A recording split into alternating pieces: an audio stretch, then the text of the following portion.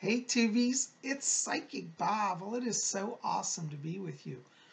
Well, I've been sitting here today meditating on one of my favorite pieces of jewelry. This is one of my crosses. It's a mystical blue cross. It's made of cobalt glass, and it just has a beautiful blue glow. Um, as many of you know, I actually kind of practice two religions. I am a spiritualist and a Wiccan. Now, I was a spiritualist first, and for many years was involved with the Spiritualist Church before I got involved with Wicca. Both of the religions speak to me, but I went on to become more dedicated to Wicca. But I still involve myself with spiritualism. And in the spiritual church, especially for those of you in the UK, you know this, that many of the spiritualist churches use the blue cross as its symbol. And I've always loved that symbol. And even though I'm a Wiccan, I still wear crosses because I think of the cross as a mystical and powerful symbol. And the cross, doesn't just have to be for Christian teachings. It can be as a sign of mysticism. The cross can represent a person with their arms out in praise and worship. The cross can represent the crossroads, the crossing of the veil, the crossing between the earth realm and the spirit realm. The cross can represent the love of Christ, the sacrifice of giving his life. In the spiritual church, they believe that Jesus was a great and powerful soul who did resurrect and that he has the power of life over death. And so it represents eternal life and overcoming what many people perceive of as the end. The cross represents Christ's resurrection and mystical power. And so many spiritualists hold it as a sacred symbol. And I just love the cross. Anyways, I've been wearing this today. I wanted to share it with you. As many of you have been here, you know that, as I said, I do love crosses as well as pentacles. And in fact, I just found while I was cleaning out my stuff, my blue wall cross. I thought I had lost it, but it just got put in a box when I was moving stuff. But we're going to talk more about the mystical symbol of the cross tomorrow on Sunday. So make sure to be here. We're going to have that. Okay. And we'll talk more about tomorrow's class a little later before we go today. But I want to come here first of all, just to say thank you. Thank you to all of you who came out to yesterday's video. We had such a good time. It was Free for All Friday, and I talked about some, and one of my new artworks I got by Mark Rothko. And if you haven't seen that, definitely check that out. It's in the queue right before this one. I want to say thank you to all of you with your wonderful comments and your support for my ongoing collections of art and my creative process. I'm going to have more about my paintings soon for you. But today what I want to come to you, first of all, Psychic Bob's had a very long and intense week. I'm doing fine. Everything's good. But I just need a little bit of a break. I've been going. And today I decided I'm going to slow down, and I'm not going to be doing a trance channeling today. But we are going to have our little class on spiritualism. So, we're going to continue on with some of that. Now, recently we've been covering the book by Sylvia Browne, Mystical Traveler. And we're going to jump over and talk about a different book just for today that actually ties in with this book. As many of you know, a lot of you have been calling me for private sessions. And by the way, if you do want to get on my schedule, I am still taking people for private readings for this upcoming week. So do call me. 703-825-3929 is my number. That link will be below, or you can write to me at my email, readings@robert-schickman.com. That will also be in the info box below. But a lot of you have been calling for readings. You've been asking me, Psychic Bob, am I a mystical traveler? I feel that I am. I'm being called. And, to be a mystical traveler is no small event. And, some of you have called and said, well, I don't think I want to be a mystical traveler. And that's okay, too. It's not like somebody's better than somebody because they're a mystical traveler. Mystical traveler is a form of a calling. And if you've got a calling to serve the spirit in a leading way, then you may have the makings of a mystical traveler. And, Sylvia says the mystical travelers are the generals here on earth for the work of spirit. And, people say, well, geez, Psychic Bob, you've been doing readings for over 30 years. You must really have been a mystical traveler all your life. Well, it's true. I do believe I was called to be a mystical traveler. But for me, it wasn't until 10 years ago that I actually took on the mantle of a mystical traveler. And that's when I dedicated my whole life full-time to the service of God and spirit and humanity. And I left the corporate job and I set out as a psychic. And these days I work full-time, 7 days a week. Well, really 6, but sometimes 7, as a full-time psychic. And it's my calling. So some of you are being called to great spiritual works and to be a mystical traveler. So anyways, get this book. I'm not being endorsed by Sylvia Browne or Hay House, but it's a wonderful book. But today we're going to talk about something which I think is fascinating. This is from Sylvia Browne's book. It's called Temples on the Other Side. And we're going to talk today about the temple that exists on the other side for mystical travelers. And you might say, what? Yeah. Sylvia talks in this book that through out-of-body experiences as well as revelations from her spirit guide, Francine, she was basically shown what exists on the other side of the spirit world. Now, I can tell you from my own deep spiritual experiences as well as a near-death experience that what she says in this book honestly is true. Now, I haven't seen all of this, but the little bit of the spirit world that I have seen, I can validate. She's absolutely right. What is new to me is that I didn't know that there was a temple for mystical travelers. So today we're going to talk about what is the temple for mystical travelers. By the way, let me just preface this with saying that this book covers all various temples. And basically, when you die and you go to the spirit world, you'll get a tour of all the major centers. And you can think of these temples as places of rest and worship and places to work on your mission, to plan a new life, or to reflect on a life you just lived. And so those of us who are mystical travelers, we have our own temple that we can visit on the other side. And also for mission life entities. Now, we haven't talked a lot about mission life entities, but mission life entities are people that come here for a specific purpose to do a specific work for God.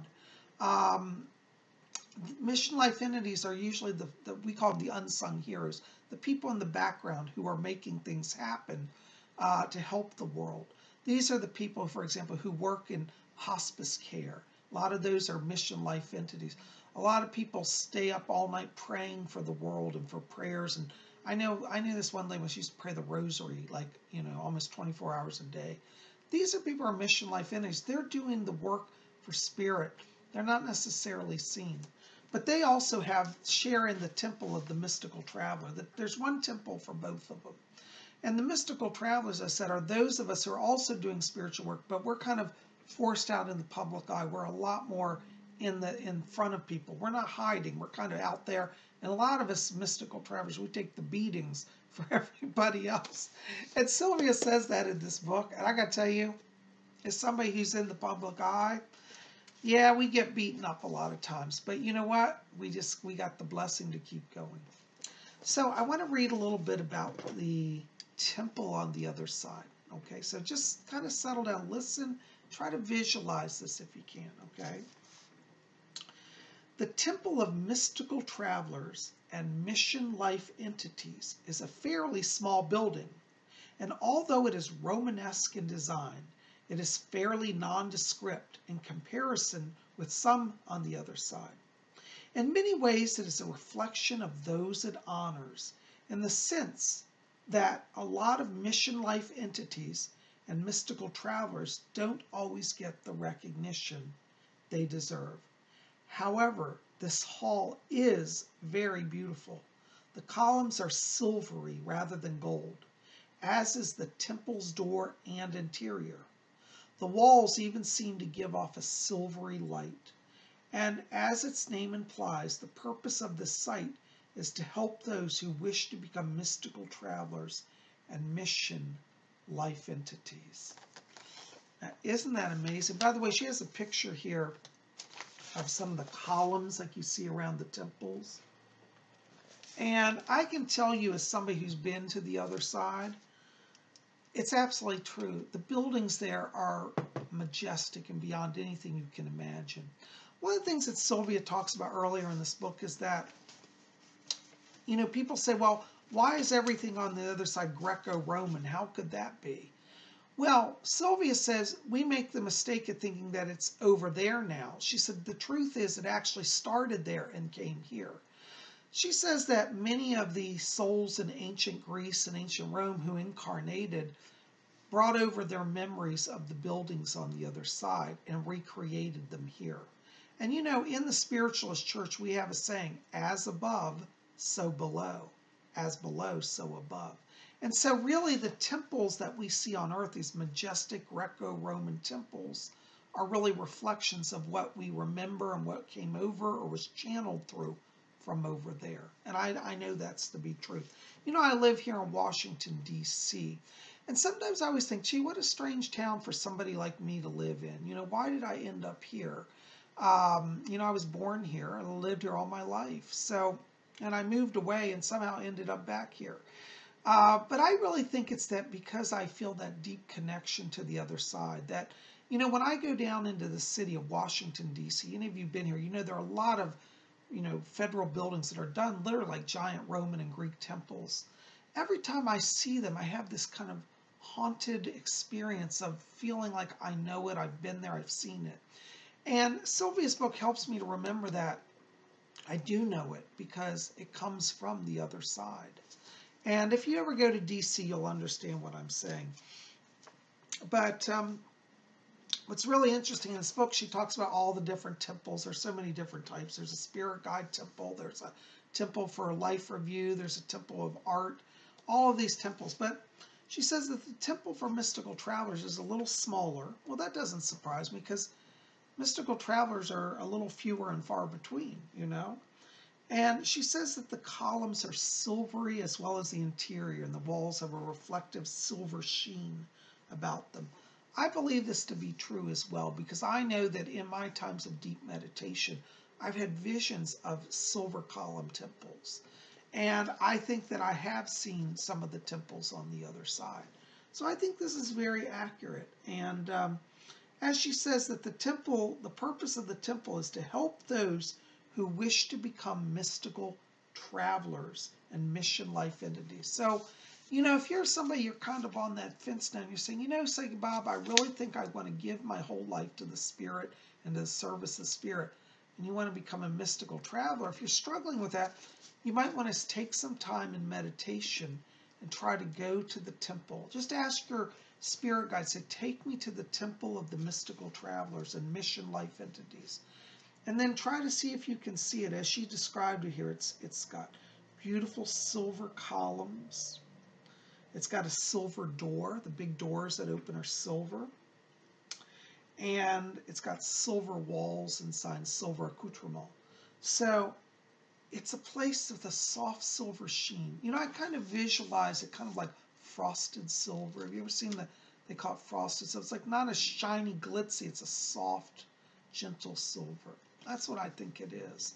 So, you know, I want to share that with you today because a lot of you have been saying, Psychic Bob, I think I'm being called to service.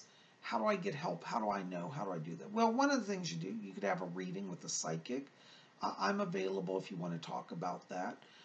And also, you know, get this book and meditate on that temple. They also have other stuff further on meditations. It's bigger, it's longer guided meditations, but it'll take you into that place of the temple.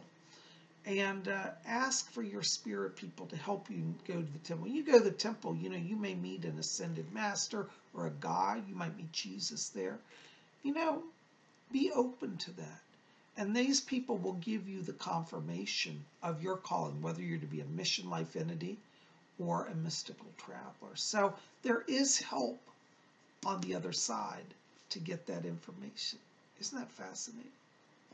Anyways, I just want to touch in on that today. Next week, we'll continue with the book that goes along with this, and we'll talk more about it. But I wanted to also just spend a few minutes and talk about some of the plans here for the coming days. Tomorrow and Sunday, as I said, we're going to talk about the mystical cross, the symbol of the cross, and what it means for a spiritual person. Actually, here's one of my other cards. Isn't this beautiful? It's a luminous cross floating over the ocean. We're going to talk more about that on Sunday. And you say, well, wait a second, Bob. I thought Sunday was the witching hour. Well, this week, all of us are really tied up. And so we've decided not to do the witching hour this Sunday at 8 p.m. Normally, we have a live broadcast. It will be canceled just for this week, okay? So don't be upset. I'm giving you advance notice. I will be here to do a video tomorrow, though. Tomorrow we'll put out a video as if it's a normal weekday, and we're going to talk about the mystical cross and its, use in your spiritual life if you're drawn to it, and talk about that. So, be here tomorrow. We're going to cover that.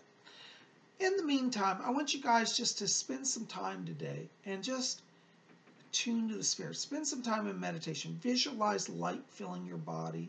Call in your spirit guides. If you don't know who your spirit guide is, just say it, I would like a guide to come to me. And, if you keep doing that every day, you're going to make a connection.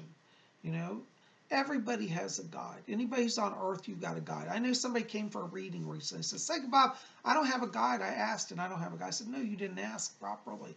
They said, "Well, how do I ask?" I said, "Well, you just have to settle down." See, this person was such a spaz, they couldn't sit still for 5 minutes. I said, "You've got to slow everything down and go within." See, inside of us is the spirit light. And that spirit light is what connects us back to home, back to the other side. So everybody has a soul light and a connection. I call it a telephone line to the spirit world, but it takes time to listen to that. And so if you don't have your name, your spirit guide, and you can't get a reading with me or another psychic, just ask for a guide to come. And in time, you'll be given a name. And if you still have trouble getting a name, somebody asked me this, "What do I do? I can't get a name." I said, "Well, just assign your guide a name, because if they don't like it, they'll tell you real quick, you'll get the name. But a lot of times they'll let you call them what you like, and if you call them by the name you're comfortable with, you'll start to build that rapport with the spirit people. And if you can, just sit down, close your eyes. I want you to try to visualize the temple of the mystical travelers and the mission life entities. Try to see that beautiful Greco-Roman temple with silver columns and a silver door. And go inside and visualize the silver walls that have a soft silver glow. Feel the peace of that place. You might be, while you're there, have somebody approach you in spirit and speak to you. That could be your guide. So be open to that. That's what you want to work on. And I think today, if you can spend some time doing that, you'll get your wonderful spiritual experience. Well, guys, as I said, I'm keeping this short. I'm having a break, so we won't be doing channeling. But I am glad you are here today. I hope this has been of help to you. So make sure to be here on Sunday, and we're going to talk about the mystical cross and how to work with it as part of your spiritual life. There's my blue one again. It's hard to see against my black shirt here, but I'll hold it up. There you go. There's the mystic. It's cobalt. If you want to get one of these, look on, I don't remember if I got this on Amazon or eBay, but just look up cobalt glass crosses, cross pendants, or blue cross, cobalt glass cross. You'll find them. Anyways, they're not expensive, but I think you'll enjoy them. Be here tomorrow, because we're going to talk about working with the mystical cross. And I'm looking forward to it. You guys are best. I love you. Sending blessings to all of you. By the way, if you haven't done so, hit that like button, thumbs up, subscribe, and be part of our channel. We'd love you to be here. All right, guys. Well, listen, I'm going to run. Thank you for letting me have a break today. I love you. We'll see you tomorrow. Until then, may you all always blessed be.